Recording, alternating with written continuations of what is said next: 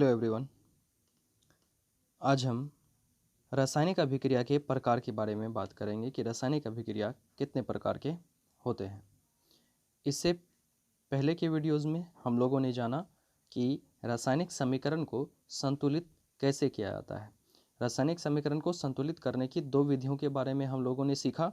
पहला है heat and trial method और दूसरा अलजेब्रिक मेथड, बीजगणितीय विधि।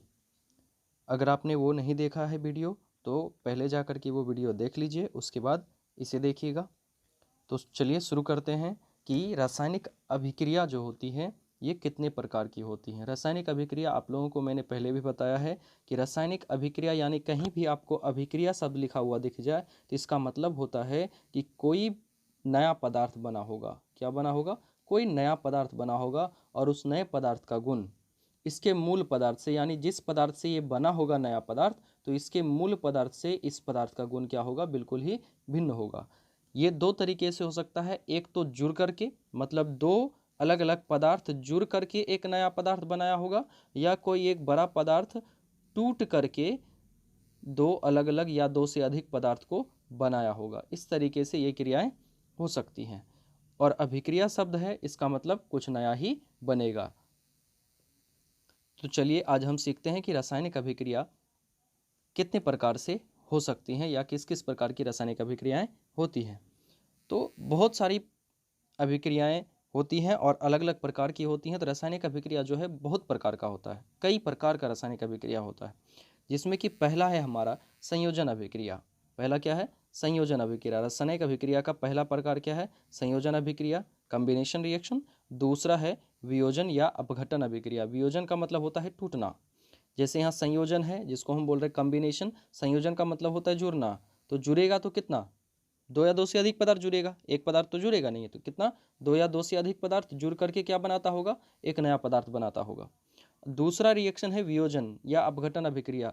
वियोजन का मतलब होता है टूटना। टूटेगा तो कोई एक बड़ा पदार्थ होगा, वो टूट करके दो या दो से अधिक नए पदार्थों का निर्माण कर देता होगा। तो अभिक्रिया जो होती है कई प्रकार की होती हैं, जिसमें से पहला है संयोजन अभिक्रिया, दूसरा है वियोजन अभिक्रिया। और वियोजन अभिक्रिया जो होती है यानी टूटने वाली अभिक्रिया जो होती है वो कई प्रकार से हो सकती हैं। कई चीज़ों की उपस्थिति की वजह से हो सकती हैं। किसी चीज़ को तोड़ना है, किसी भी पदार्थ को तोड़ना है तो हम उसको उष्मा दे करके तोड़ सकते हैं, तो उष्मीय वियोजन। करंट दे करके तोड़ेंगे तो विद्युतीय वियोजन। और सूर्य प्रकाश की उपस्थिति में उसको तोड़ेंगे तो वो प्रकाश वियोजन कहलाएंगी। तो इस प्रकार से वियोजन अभिक्रिया भी कई भागों में बटी हुई है। उसमें वियोजन, विद्युतीय वियोजन और प्रकाश वियोजन। वियोजन अभिक्रिया को हम लोग अपघटन अभिक्रिया भी कहते हैं। अगला है प्रकाश रासायनिक अभिक्रिया। अगला क्या है? प्रकाश रासायनिक अभिक्रिया। अगला क्या है?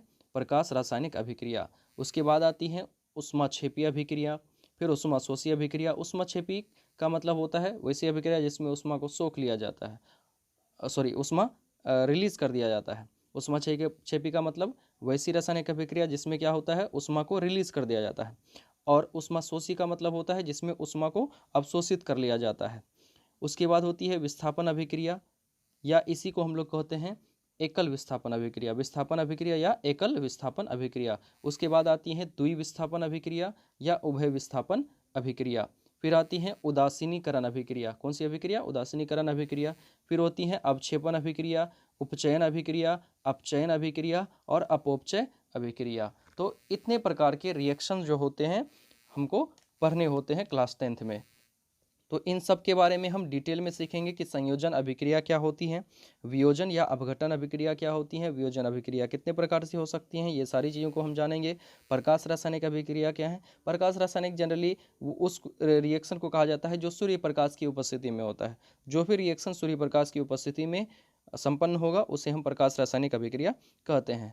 अगला होता है ऊष्माक्षेपी अभिक्रिया, फिर ऊष्माशोषी होता है, विस्थापन या एकल विस्थापन पढ़ना होता है, फिर द्विविस्थापन या उभय विस्थापन। द्विविस्थापन को हम लोग क्या कहते हैं? उभय विस्थापन।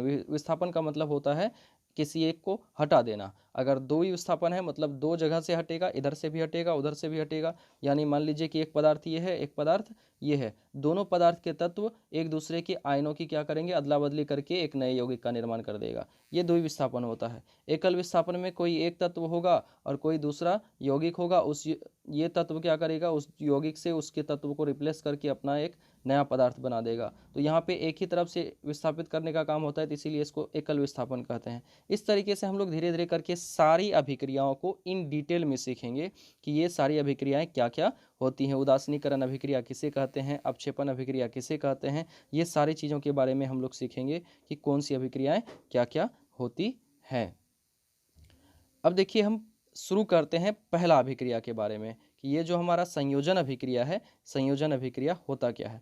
और कुछ अभिक्रियाएं होती हैं जो हमें पढ़ना होता है, संक्षारण पढ़ना होता है और दहन पढ़ना होता है। जनरली ये सारी जो अभिक्रियाएं होती हैं, चाहे संक्षारण हो या दहन हो, ये सब एक प्रकार से उपचयन अभिक्रिया का ही उदाहरण होता है। किसका? उपचयन अभिक्रिया का उदाहरण होता है। संक्षारण अभिक्रिया किसका उदाहरण है? उपचयन का उदाहरण है। उसी प्रकार से दहन जो है ये भी इन्हीं अभिक्रियाओं में से निकल के आता है। दहन मतलब एक प्रकार की ऐसी अभिक्रिया होती है जिसमें कि आपको क्या मिलेगा? अभिक्रिया के फलस्वरूप ऊष्मा और क्या मिलेगा? प्रकाश मिलेगा। जिस भी रिएक्शन में आपको क्या मिल रहा हो? ऊष्मा और प्रकाश मिल रहा हो अभिक्रिया के फलस्वरूप, वैसे रिएक्शन को हम लोग दहन की कैटेगरी में लाते हैं। उसे क्या कहते हैं? दहन कहते हैं, कंबशन कहते हैं। तो दहन भी एक प्रकार का रासायनिक अभिक्रिया ही है। दहन भी क्या है? एक प्रकार का रासायनिक अभिक्रिया है। देखिए अब हम शुरू करते हैं। जैसा कि हमने आप शुरू में देखा कि अभिक्रिया कई प्रकार की होती है, उनमें से पहला अभिक्रिया क्या था? संयोजन अभिक्रिया। अब देखिए संयोजन अभिक्रिया जो होता है, जिसे हम कॉम्बिनेशन रिएक्शन के नाम से भी जानते हैं, और इसको एक और नाम से जाना जाता है संश्लेषण अभिक्रिया। किस नाम से जानते हैं? संश्लेषण अभिक्रिया। संयोजन अभिक्रिया को किस नाम से जानते हैं? संश्लेषण अभिक्रिया या सिंथेसिस रिएक्शन भी इसको कहा जाता है। संयोजन बोलिए या संश्लेषण बोलिए, ये दोनों अभिक्रिया सेम चीज़ होती है, नाम एक ही है दोनों का। संयोजन का मतलब भी वही होता है, संश्लेषण का मतलब भी वही होता है। तो अब हम सीखते हैं कि संयोजन अभिक्रिया कहेंगे किसे हम। देखिए सिंपली होता क्या है कि जब भी अभिक्रिया का मतलब है कि कोई नया पदार्थ बनेगा। कोई नया पदार्थ बनेगा तो कब बनेगा? कुछ ना कुछ काम हुआ होगा, कुछ ऐसा हुआ होगा जिसके वजह से वहाँ पे कुछ नया बना होगा। तो ये संयोजन का मतलब होता है जुड़ाव। संयोजन का मतलब क्या होता है? जुड़ाव। तो संयोजन शब्द जब भी आप सुने, इसका मतलब यही समझे कि वहाँ पे जुड़ाव हुआ होगा। क्या हुआ होगा? जुड़ाव। संयोजन का मतलब क्या होता है? जुड़ाव, जुड़ना, योग हो जाना। और चूंकि अभिक्रिया है तो अभिक्रिया का मतलब होता है कुछ नया बनना। अभिक्रिया का मतलब होता है नया बनना, कुछ नया जरूर बना होगा। तो यहाँ पे कह रहा है कि कैसे नया बना होगा? तो जुड़ाव होकर के नया बना होगा, जुड़ करके नया बना होगा। कौन जुड़ेगा? तो कोई ना कोई पदार्थ ही जुड़ेगा। पदार्थ ही जुड़ करके कुछ नया बनाता होगा, कोई नया पदार्थ बनाता होगा। तो यहाँ पे जुड़ाव है मतलब क्या अकेले में जुड़ाव होगा कि एक से अधिक पदार्थ रहेंगे तब जुड़ाव होगा? तो हम बोल सकते हैं कि या तो दो पदार्थ, कम से कम तो हमें दो ही लेना होगा। बिना दो पदार्थ लिए जुड़ाव की बात ही नहीं हो सकती है। तो जुड़ाव की बात हो रही है, इसका मतलब कम से कम दो पदार्थ होगा। तो कम से कम दो पदार्थ मिल करके एक नया पदार्थ बनाता होगा। या ऐसा हो सकता है कि दो से अधिक पदार्थ मिल करके एक नया पदार्थ बनाता होगा, यह भी हो सकता है। दो पदार्थ या दो से अधिक पदार्थ, दो या दो से अधिक पदार्थ, हम बोल सकते हैं दो या दो से अधिक पदार्थ जुड़कर। संयोजन का मतलब क्या होता है? जुड़कर। और जुड़ करके कर क्या रहा होगा? चूंकि अभिक्रिया की बात कर रहे हैं तो नया पदार्थ बना रहा होगा। तो नया पदार्थ बनेगा तो नया का मतलब क्या? बिल्कुल ही नया बन रहा है। और ये जो नया पदार्थ बनेगा इसका गुण मूल पदार्थ के गुणों से, ये जो जिससे ये बना है, इस पदार्थ और इस पदार्थ के मिलने से बन रहा है, तो इस पदार्थ का गुण इसके मूल पदार्थ से जिससे ये बना है उससे बिल्कुल ही क्या होगा? भिन्न हो जाएगा।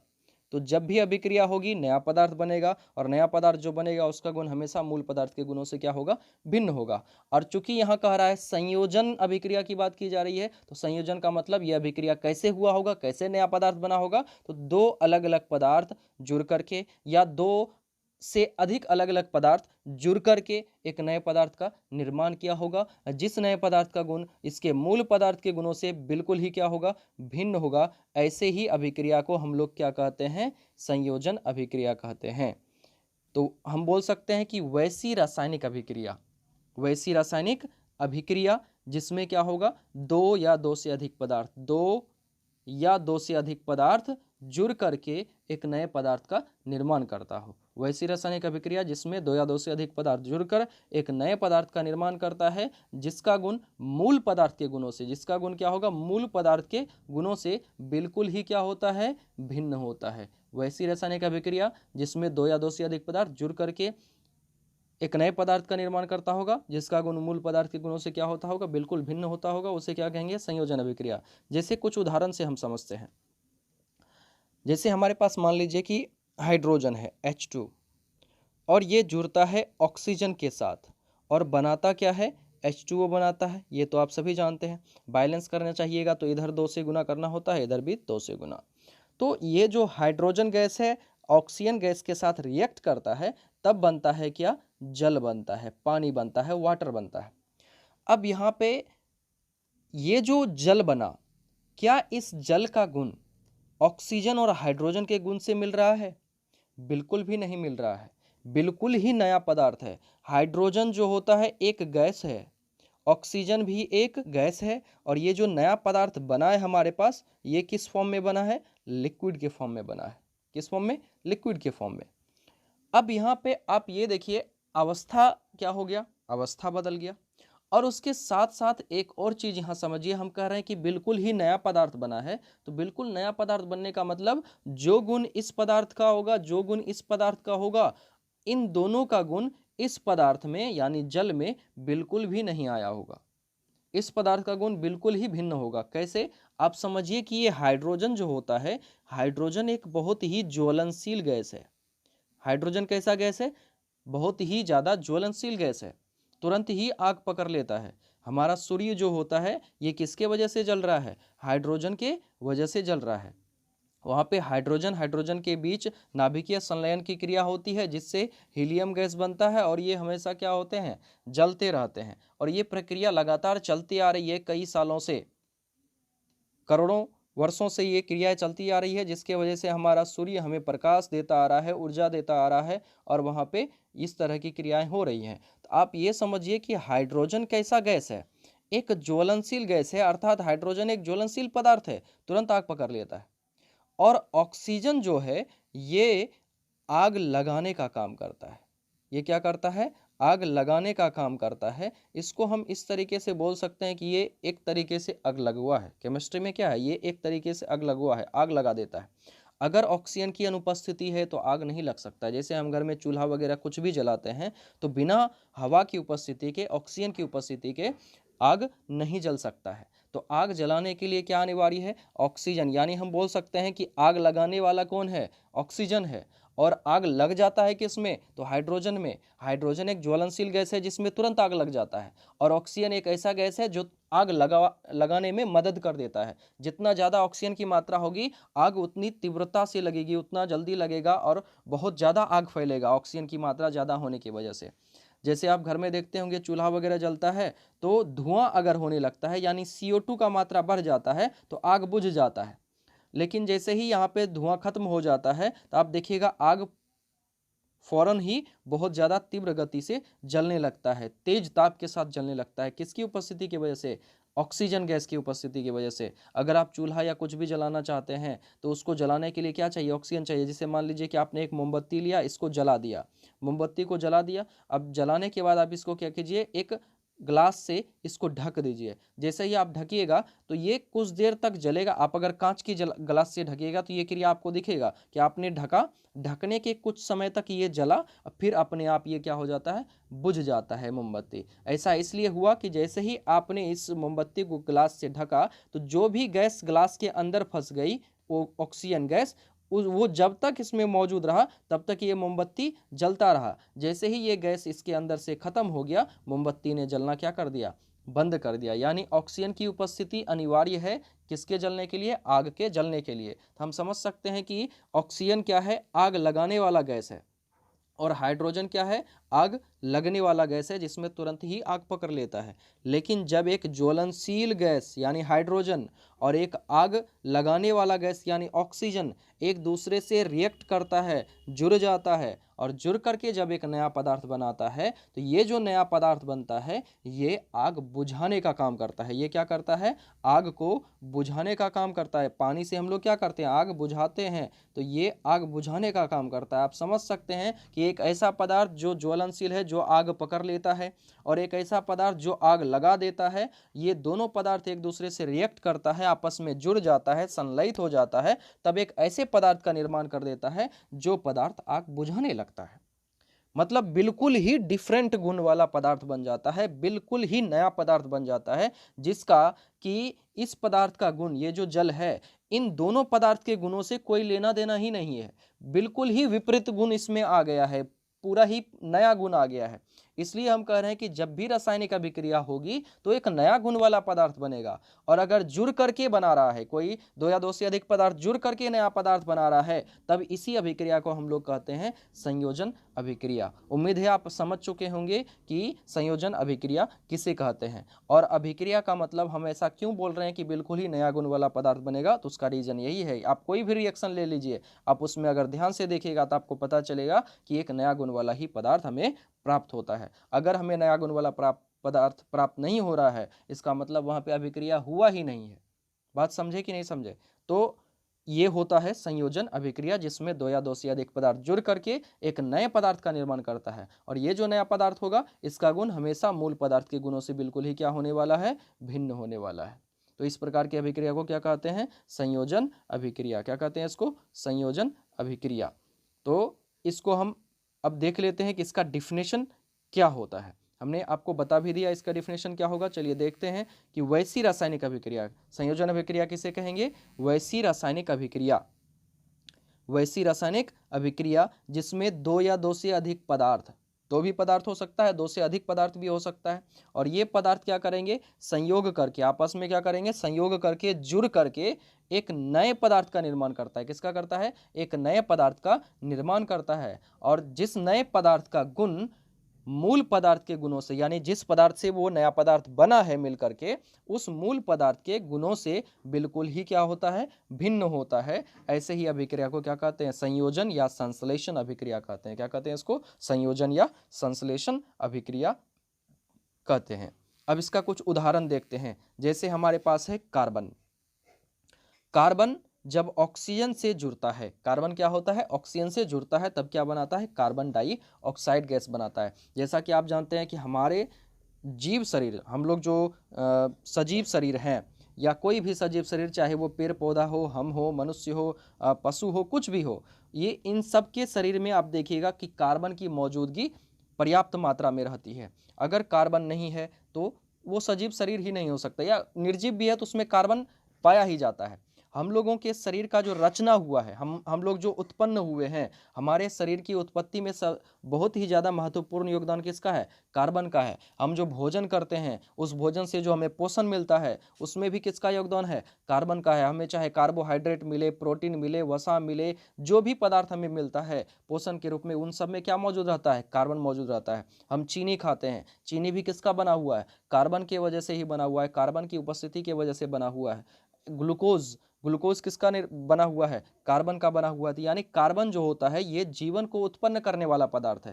क्या करने वाला है? जीवन को उत्पन्न करने वाला पदार्थ है।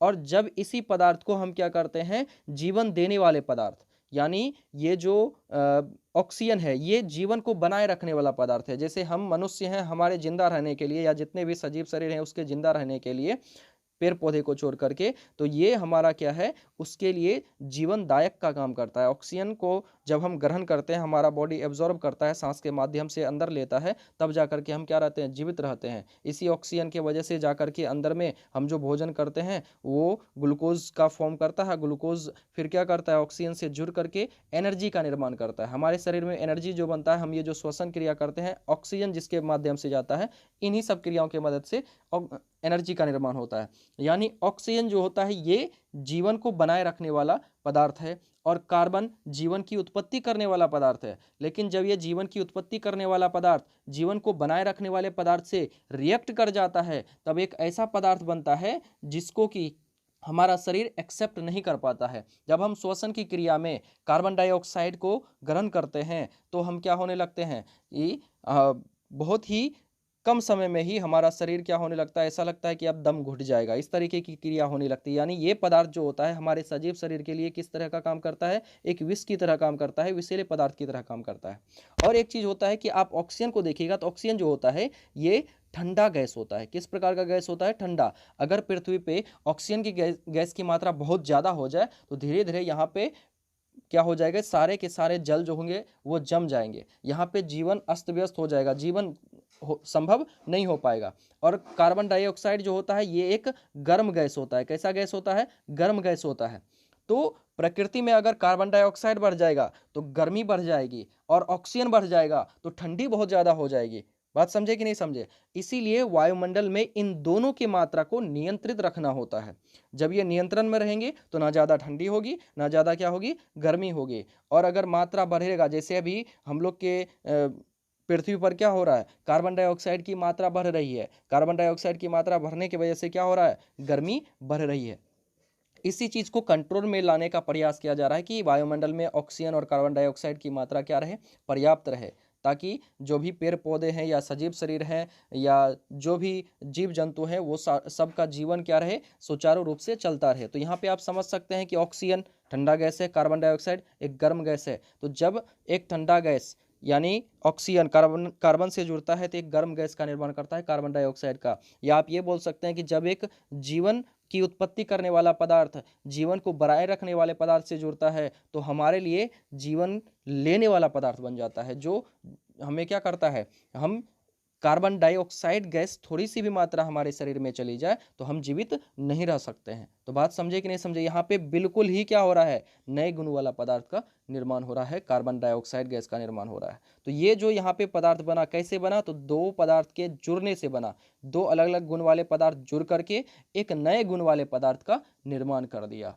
किसके फलस्वरूप? तो जुड़ करके, तो संयोजन करके। तो अर्थात ये कौन सी अभिक्रिया हो जाएगी? संयोजन अभिक्रिया। तो उसी तरीके से आप और भी एग्जाम्पल्स देख सकते हैं। जैसे हमारे पास है H2+O2, जैसा कि हमने अभी ऊपर में आपको समझाया था कि हाइड्रोजन एक ज्वलनशील गैस है, O2 यानी ऑक्सीजन एक आग लगाने वाला गैस है। जब एक ज्वलनशील गैस आग लगाने वाले गैस से जुड़ता है तब एक आग बुझाने वाले पदार्थ का निर्माण हो जाता है। जुड़ करके बना रहा है तो संयोजन अभिक्रिया हो गया, और चूंकि नया पदार्थ बन रहा है तो अभिक्रिया हुआ ही हुआ। यहाँ पे है CO+O2,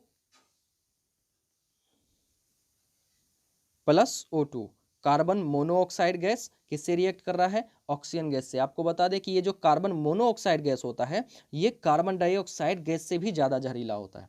कार्बन मोनोऑक्साइड क्या होता है? ये कार्बन डाइऑक्साइड गैस से भी ज़्यादा जहरीला होता है। इसका थोड़ा सा भी मात्रा हमारे शरीर में प्रवेश कर जाए तो हम क्या हो सकते हैं, मर सकते हैं, तुरंत ही मर सकते हैं। कुछ ही सेकेंड या कुछ ही मिनट में हमारी मृत्यु हो सकती है कार्बन मोनोऑक्साइड गैस की वजह से। हम लोग जो किरोसिन तेल का इस्तेमाल करते हैं, किरोसिन तेल जो होता है ये जो जलता है, जिसको हम मिट्टी तेल भी कहते हैं, इसके जलने के समय जब आप ये किरोसिन तेल अच्छे से नहीं जल पाता है, इसको ऑक्सीजन पर्याप्त नहीं मिल पाता है, तो उस समय जो धुआं निकलता है उस धुआं में कार्बन मोनोऑक्साइड गैस की मात्रा ज़्यादा रहती है। अगर हम लकड़ी वगैरह जलाते हैं तो लकड़ी अगर जल रहा है तो यहाँ पे जो धुआं निकलता है उसमें CO2 की मात्रा ज़्यादा रहती है।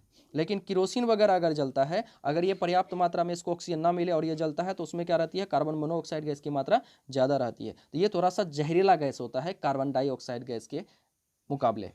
तो जब कार्बन मोनोऑक्साइड गैस ऑक्सीजन से जुड़ता है तब ये क्या बनाता है, कार्बन डाइऑक्साइड। जैसा कि हमने बोला कि कम गैस मिलता है इसलिए कार्बन मोनोऑक्साइड, कम ऑक्सीजन गैस इसे मिलता है तब बनता है कार्बन मोनोऑक्साइड गैस। वही अगर पर्याप्त ऑक्सीजन अगर इसे मिले तो पर्याप्त ऑक्सीजन की उपस्थिति में ये क्या बन जाता है, कार्बन डाइऑक्साइड गैस बन जाता है। कम ऑक्सीजन की उपस्थिति की वजह से क्या बनता है, कार्बन मोनोऑक्साइड गैस, और ये क्या हो जाता है, जहरीला हो जाता है कार्बन डाइऑक्साइड गैस की अपेक्षा। वही कार्बन मोनोऑक्साइड को या कार्बन को पर्याप्त मात्रा में ऑक्सीजन मिल जाए तो बनेगा क्या, कार्बन डाइऑक्साइड गैस। चूंकि यहाँ जुड़ करके बन रहा है, संयोजन हो रहा है इसीलिए, और नया पदार्थ बन रहा है तो ये संयोजन अभिक्रिया का उदाहरण हुआ। सेम उसी तरीके से हमारे पास है सल्फर डाइऑक्साइड गैस, और सल्फर डाइऑक्साइड गैस ऑक्सीजन से रिएक्ट करता है, ऑक्सीजन से जुड़ता है तो ये बनाता है सल्फर ट्राइऑक्साइड। सेम उसी तरीके से आप देख सकते हैं कि हमारे पास है कैल्शियम ऑक्साइड, जिसको हम लोग चूना या कली चूना कहते हैं।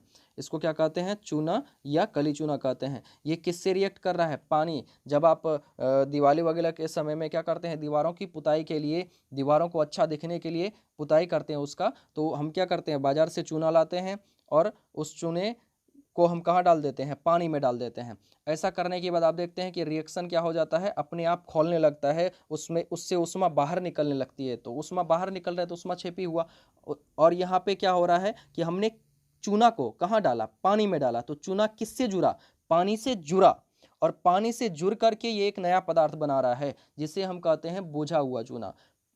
चूंकि वहां पे जाकर के रिएक्शन खोलने लगता है, खोलने के बाद धीरे धीरे अपने आप क्या हो जाता है, ठंडा हो जाता है, यानी उसकी गर्माहट क्या हो गई, बुझ गई, गर्मी खत्म हो गई, तो ये क्या बना, बुझा हुआ चूना बना। क्या बना, बुझा हुआ चूना। इसी को भखरा चूना भी कहते हैं। क्या कहते हैं इसको, भखरा चूना। क्या कहते हैं इसको, भखरा चूना।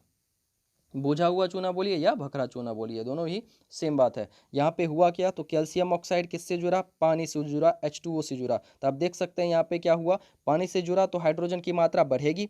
हाइड्रोजन कितना है, तो 2 हाइड्रोजन है, और ऑक्सीजन, एक ऑक्सीजन तो यहाँ पहले से है और एक ऑक्सीजन इसका, तो टोटल कितना ऑक्सीजन, 2 ऑक्सीजन। तो हम बोल सकते हैं Ca, और ये H2 है और O2 है। इसी को हम ऐसे लिख सकते हैं CaOH हॉल 2, इसको लिख सकते हैं। तो यही पदार्थ हमारा क्या होता है, बुझा हुआ चूना कहलाता है। यहाँ पे हम लिखे हुए हैं समीकरण, CaOH हॉल 2 जलीय घोल प्राप्त होता है। और प्लस में चूंकि इसमें उष्मा निकलती है, जब रिएक्शन खोलने लगता है तो उष्मा बाहर निकलती है, तो उसी को हम यहाँ दिखा दिए कि उष्मा रिलीज होती है। और इस रिएक्शन को हम उष्माक्षेपी भी कहते हैं, क्योंकि उष्मा निकल रही है। चूंकि यहाँ पे जुड़ने का काम हुआ, 2 या 2 से अधिक पदार्थ जुड़ करके यहाँ पे एक नया पदार्थ बना रहा है, इसीलिए ये एक कौन सी अभिक्रिया का उदाहरण है, संयोजन अभिक्रिया का उदाहरण है। अगले एग्जाम्पल पे चलते हैं। जैसे हमारे पास वियोजन अभिक्रिया। वियोजन अभिक्रिया को हम लोग अपघटन अभिक्रिया भी कहते हैं। देखिए, वियोजन का सिंपल सा मतलब होता है टूटना। वियोजन का मतलब क्या होता है, टूटना। वियोजन का मतलब टूटना, डिसोसिएट हो जाना, डिकम्पोज हो जाना। और अपघटन का भी वही अर्थ होता है, टूट जाना। वियोजन बोलिए या अपघटन बोलिए, दोनों का अर्थ क्या है, टूट जाना। अब जब टूटेगा, तो टूटने का मतलब है कोई एक पदार्थ जो होगा हमारे पास, वही टूट करके 2 या 2 से अधिक पदार्थों में बिखर गया होगा, नए पदार्थों का निर्माण कर दिया होगा। और चूंकि हम अभिक्रिया की बात कर रहे हैं, तो नया पदार्थ तो बनेगा ही बनेगा। और बन कैसे रहा है नया पदार्थ, तो यहाँ पे कह रहा है वियोजन के फलस्वरूप बन रहा है। वियोजन का मतलब टूट करके बन रहा है। तो कोई एक बड़ा पदार्थ है हमारे पास, ये बड़ा पदार्थ क्या हो रहा है, टूट जा रहा है। जैसे मान लीजिए कि आपके पास कोई पदार्थ है, जैसे हम बोलते हैं कि चूना पत्थर। चूना पत्थर आप जानते होंगे, जिसको हम कैल्शियम कार्बोनेट के नाम से भी जानते हैं, जिससे कि हमें चूना प्राप्त होता है। तो ये हमारे पास है चूना पत्थर, CaCO3। इस पदार्थ को एक बर्तन में हमने ले लिया। चूना पत्थर जो पहाड़ी इलाकों में पाया जाता है, पहाड़ों से हम उसको निकालते हैं या ज़मीन के अंदर से उसको प्राप्त करते हैं। तो ये जो होता है, चूना पत्थर लेते हैं, वाइट रंग का होता है। इस चूना पत्थर को बर्तन में डाल करके हम क्या करते हैं, इसको गर्म कर देते हैं। आप किसी भी चीज़ को अगर गर्म कीजिएगा, तो गर्म करने पे चीज़ें क्या होती है, फैल जाती हैं। उसके कणों के अंदर का बॉन्ड क्या होने लगता है, टूटने लगता है। उसकी काइनेटिक एनर्जी बढ़ने लगती है, जिसकी वजह से वो दूर दूर होना चाहता है। इसके वजह से ज़्यादा एनर्जी जब हम दे देते हैं, तो पदार्थ बहुत ज़्यादा दूर चला जाता है और टूट जाता है। टूटने के बाद यहाँ से ये कार्बन है, चूंकि हम एनर्जी दे रहे हैं, गर्म कर रहे हैं, तो कार्बन ऑक्सीजन से रिएक्ट करके बना देता है कार्बन डाइऑक्साइड गैस। ये गैस बन करके निकल जाता है। और बचा हुआ क्या रह गया, तो टोटल ऑक्सीजन कितना था, 3 ऑक्सीजन। 3 में से 1 ऑक्सीजन यहाँ, सॉरी 2 ऑक्सीजन यहाँ चला गया, तो बचा हुआ कितना रह गया, 1 ऑक्सीजन। और प्लस में क्या बचा हुआ है, कैल्शियम बचा हुआ, कार्बन भी तो चला गया। तो यहाँ पे हमारा कैल्शियम 1 और ऑक्सीजन 1, तो बन गया CaO। और इसी को हम लोग कहते हैं चूना, या इसी को कहते हैं कली चूना। बात समझे कि नहीं समझे। तो CaCO3 यानी चूना पत्थर को, कैल्शियम कार्बोनेट को जब हम गर्म कर देते हैं, तो गर्म करने के बाद इसके कणों के अंदर की गतिज ऊर्जा बढ़ने लगती है। गतिज ऊर्जा बढ़ने की वजह से इसका इंटरमोलिकुलर फोर्स ऑफ अट्रैक्शन जो होता है कणों का, वो टूटने लगता है और टूट जाता है। टूट के 2 अलग अलग पदार्थों में बिखर जाता है और 2 नए पदार्थ का निर्माण कर देता है। एक बन जाता है कार्बन डाइऑक्साइड गैस, और चूंकि गैस है ये निकल जाता है। और एक पदार्थ सॉलिड फॉर्म में बन जाता है, जो होता है कैल्शियम ऑक्साइड, जिसे हम कहते हैं चूना या कली चूना। तो CaCO3 टूट करके बना रहा है, और टूट करके बना रहा है 2 अलग अलग नए गुण वाला पदार्थ। तो अभिक्रिया हुआ, और अभिक्रिया हुआ टूटने के वजह से, इसीलिए इस अभिक्रिया को हम कहते हैं वियोजन अभिक्रिया। जो भी अभिक्रिया टूट करके हुआ होगा या टूट करके नए पदार्थ का निर्माण किया होगा, वैसे अभिक्रिया को हम कहते हैं वियोजन या अपघटन अभिक्रिया। तो डिफिनेशन इसका क्या बन सकता है, तो वैसी रासायनिक अभिक्रिया जिसमें एक बड़ा पदार्थ टूट करके, एक बड़ा पदार्थ टूट करके 2 या 2 से अधिक नए पदार्थ का निर्माण करता है, और जिसका गुण क्या होगा, मूल पदार्थ के गुणों से बिल्कुल ही भिन्न होगा, उसे क्या कहेंगे, वियोजन या अपघटन अभिक्रिया। आप डिफिनेशन यहाँ देख सकते हैं, क्या कह रहा है, वैसी रासायनिक अभिक्रिया, वैसी रासायनिक अभिक्रिया जिसमें किसी यौगिक का बड़ा अणु, किसी यौगिक का बड़ा अणु टूटकर, किसी यौगिक का क्या, बड़ा अणु टूटकर दो या दो से अधिक सरल यौगिक का निर्माण करता है। वैसी रासायनिक अभिक्रिया जिसमें किसी यौगिक का बड़ा अणु टूटकर दो या दो से अधिक सरल यौगिक का निर्माण करता है। सरल यौगिक का मतलब सिंपल वाला यौगिक का निर्माण करता है, जिसका गुण मूल यौगिक के गुणों से क्या होता है, बिल्कुल ही भिन्न होता है। जो भी मूल यौगिक था जिससे वो बना, जैसे हम यहाँ पे CaCO3 को लिए थे, इसको गर्म किए थे तो क्या बना, CaO + CO2 बना। ये जो दो अलग अलग गुण वाला पदार्थ बना, ये किससे बना, तो इससे बना, तो ये हो गया मूल यौगिक। मूल यौगिक के गुण से इन दोनों यौगिक का गुण बिल्कुल ही क्या होता है, भिन्न होता है, और टूट कर बन रहा है, इसीलिए इसको क्या बोलते हैं, वियोजन या अपघटन अभिक्रिया बोलते हैं। इसी का दूसरे तरीके से डिफिनेशन आप ये भी बोल सकते हैं कि वैसी रासायनिक अभिक्रिया जिसमें एक बड़ा पदार्थ टूटकर, यौगिक है तो यौगिक भी किसका प्रकार है, पदार्थ का ही प्रकार है, तो हम बोल सकते हैं वैसी रासायनिक अभिक्रिया जिसमें एक बड़ा पदार्थ टूटकर दो या दो से अधिक नए पदार्थ का निर्माण करता है, जिसका गुण मूल पदार्थ के गुणों से बिल्कुल ही क्या होता है, भिन्न होता है, उसे वियोजन या अपघटन अभिक्रिया कहा जाता है। अब इसका कुछ उदाहरण देख लेते हैं। जैसे हमारे पास है चूना पत्थर, चूना पत्थर इसको बोला जाता है। ये चूना पत्थर जो है, कैल्शियम कार्बोनेट जो है, इसको गर्म किए, यहाँ पे हम लिख दिए हैं ऊपर में, गर्म किए, गर्म करने के बाद ये दो अलग अलग पदार्थों में टूट गया, जो चूना और कार्बन डाइऑक्साइड गैस के रूप में ये टूट गया। तो चूंकि यहाँ टूट करके नया पदार्थ बनाया है, इसीलिए ये कौन सा अभिक्रिया है, वियोजन अभिक्रिया। सेम उसी तरीके से यहाँ पे हमारे पास है KClO3, और इसको भी जब हम गर्म करते हैं तो ये दो अलग अलग पदार्थों में टूट जाता है। सेम उसी तरीके से हमारा क्या है, पानी है। पानी को जब हम क्या करते हैं, करंट देते हैं। जनरली पानी को गर्म करेंगे तो पानी गर्म करने से नहीं टूटता है। अगर हम कंटेनर में पानी ले लें, पानी को गर्म करें, तो गर्म करने से ये वाष्प में कन्वर्ट होकर के उड़ जाता है, टूटता नहीं है। जब पानी को हम तोड़ना चाह रहे हैं, तोड़ने का मतलब पानी बना किससे है, तो H2O से, हाइड्रोजन और ऑक्सीजन के मिलने से बना हुआ है। तो हम चाह रहे हैं कि पानी को तोड़ें, तो पानी टूटेगा मतलब हाइड्रोजन गैस और ऑक्सीजन गैस अलग होना चाहिए। तो हम गर्म करके हाइड्रोजन गैस और ऑक्सीजन गैस को अलग नहीं कर सकते हैं। इसको अलग करने के लिए हमें क्या करना होगा, कोई और विधि अपनाना होगा। संसार का हर एक पदार्थ एक ही विधि से थोड़ी टूट सकता है, अलग अलग विधियों से टूटता है। तो यहाँ पे हमारे पास जो पानी है, इसको तोड़ने के लिए, इसको हाइड्रोजन और ऑक्सीजन में बदलने के लिए हम क्या करेंगे, इसमें करंट डाल देंगे। क्या डालेंगे, करंट, इलेक्ट्रिसिटी प्रोवाइड कर देंगे, विद्युत डाल देंगे, विद्युत धारा प्रोवाइड कर देंगे। तो ऐसा करने से करना क्या है, सिंपल सा, आपको एक कंटेनर लेना है, इसमें पानी डाल देना है, दो सुचालक वाला रोड डाल देना है, धातु का रोड या ग्रेफाइट जो सुचालक वो धातु होता है, उसको, उसके रोड को डाल देना है और इसमें करंट प्रोवाइड कर देना है। जैसे ही करंट प्रोवाइड करेंगे तो हाइड्रोजन गैस और ऑक्सीजन गैस क्या हो जाती हैं, अलग हो जाती हैं, ठीक ना। जनरली मान लीजिए कि हमने इस पोल को क्या बोला, कैथोड बोला, इस साइड वाले क्या बोल रहे हैं, कैथोड, जो कि ऋण पोल होता है। ये कौन सा पोल है, ऋण। और इस साइड वाले को हम कहते हैं एनोड पोल। कौन कहते हैं, एनोड, और जो कि धन पोल होता है, पॉजिटिव पोल होता है। तो जैसे ही करंट हम प्रोवाइड करते हैं तो हाइड्रोजन और ऑक्सीजन टूट जाता है, और ऑक्सीजन जो होता है ये इलेक्ट्रोनेगेटिव एलिमेंट होता है। कैसा, इलेक्ट्रोनेगेटिव, इसके ऊपर माइनस चार्ज होता है, और माइनस वाला किससे चिपकता है, प्लस वाले से। तो ऑक्सीजन आकर के चिपक जाता है प्लस वाले से, यानी एनोड से, और हाइड्रोजन जो होता है इस पे प्लस होता है, तो ये चिपक जाता है माइनस वाले से, यानी कैथोड पर जाकर के हाइड्रोजन जमा हो जाता है और एनोड पर जाकर के क्या हो जाता है, ऑक्सीजन जमा हो जाता है। तो वही चीज़ हमने यहाँ पे नीचे लिख दिया है कि पानी को जब हम विद्युत धारा प्रोवाइड करते हैं तो हाइड्रोजन और ऑक्सीजन गैस में ये टूट जाता है, और हाइड्रोजन गैस कहाँ मिलेगा, तो कैथोड पर, ऑक्सीजन कहाँ मिलेगा, तो एनोड पर। बिहार बोर्ड जो था ये 2022 में ये प्रश्न पूछा था कि जब हम जल का वैद्युत अपघटन करते हैं, किसका, जल का वैद्युत अपघटन करते हैं, तो कैथोड पर कौन सी गैस मुक्त होती है, तो कैथोड पर क्या मिलता है हमें, हाइड्रोजन गैस मिलता है, ठीक ना। और जल का वैद्युत अपघटन कौन सी अभिक्रिया है, तो अपघटन या वियोजन अभिक्रिया का उदाहरण है, क्योंकि एक बड़ा पदार्थ टूट करके दो या दो से अधिक पदार्थ का निर्माण कर रहा है। सेम उसी तरीके से हमारे पास है सिल्वर ब्रोमाइड। सिल्वर ब्रोमाइड को जब हम सूर्य प्रकाश की उपस्थिति में इसको रख देते हैं, यहाँ HNu लिखा हुआ है, ये जो लिखा हुआ है HNu, HNu का मतलब क्या होता है, HNu एक सिंबल है जिसको हम क्या करते हैं, सूर्य प्रकाश की उपस्थिति को दर्शाने के लिए इस्तेमाल करते हैं। जब कोई रिएक्शन सूर्य प्रकाश की उपस्थिति में हो रहा है तो उसको दर्शाने के लिए हम इतना नहीं लिख करके केवल HNu लिख देते हैं, H और न्यू लिख देते हैं, तो इसको हम कहते हैं सूर्य प्रकाश की उपस्थिति, ठीक ना।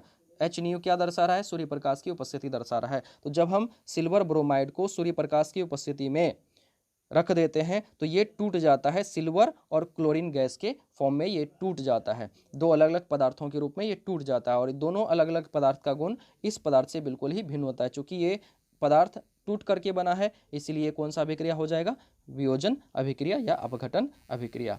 अब देखिए, एक प्रश्न जो होता है बिहार बोर्ड में कई बार पूछा गया है या पूछा जा सकता है, नहीं भी पूछा गया तो पूछा जा सकता है, तो संभावना बनती है पूछे जाने की। तो सवाल आपसे यही पूछेगा कि संयोजन अभिक्रिया जो है, कौन सी अभिक्रिया, संयोजन अभिक्रिया को वियोजन अभिक्रिया के विपरीत यानी उल्टा क्यों कहा जाता है। संयोजन अभिक्रिया वियोजन अभिक्रिया से उल्टा क्यों है, विपरीत क्यों है, और इन अभिक्रियाओं के लिए आपको समीकरण देने के लिए भी कह रहा है।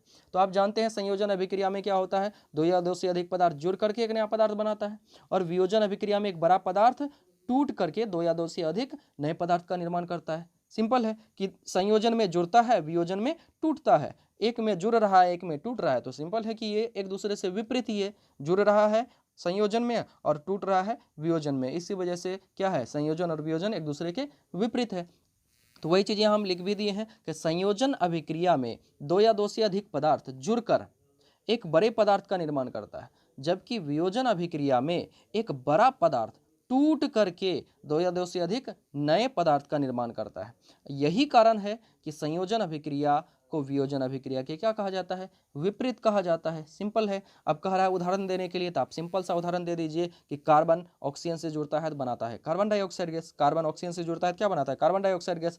और हमारे पास जो चूना पत्थर है जिसको हम कैल्शियम कार्बोनेट कहते हैं, ये चूना पत्थर को जब हम क्या करते हैं, गर्म कर देते हैं। गर्म करने का सिंबल क्या होता है, ये ट्राइंगल बना दीजिए। ट्राइंगल का मतलब क्या हो जाता है, गर्म करना। ट्राइंगल का मतलब गर्म कर देना। किसी भी चीज़ को गर्म कर रहे हैं तो हम उसके लिए सिंबल क्या इस्तेमाल करेंगे, ट्राइंगल। तो जब हम क्या करते हैं CaCO3 को गर्म करते हैं तो ये किस में कन्वर्ट हो जाता है, कैल्शियम ऑक्साइड यानी चूना, या किस में कन्वर्ट हो जाता है, कार्बन डाइऑक्साइड गैस में कन्वर्ट हो जाता है। तो चूंकि इसमें देखिए जुड़ रहा है, तो जुड़ रहा है तो कौन सा अभिक्रिया, संयोजन अभिक्रिया। और इसमें एक बड़ा पदार्थ टूट रहा है तो ये कौन सा अभिक्रिया, वियोजन अभिक्रिया।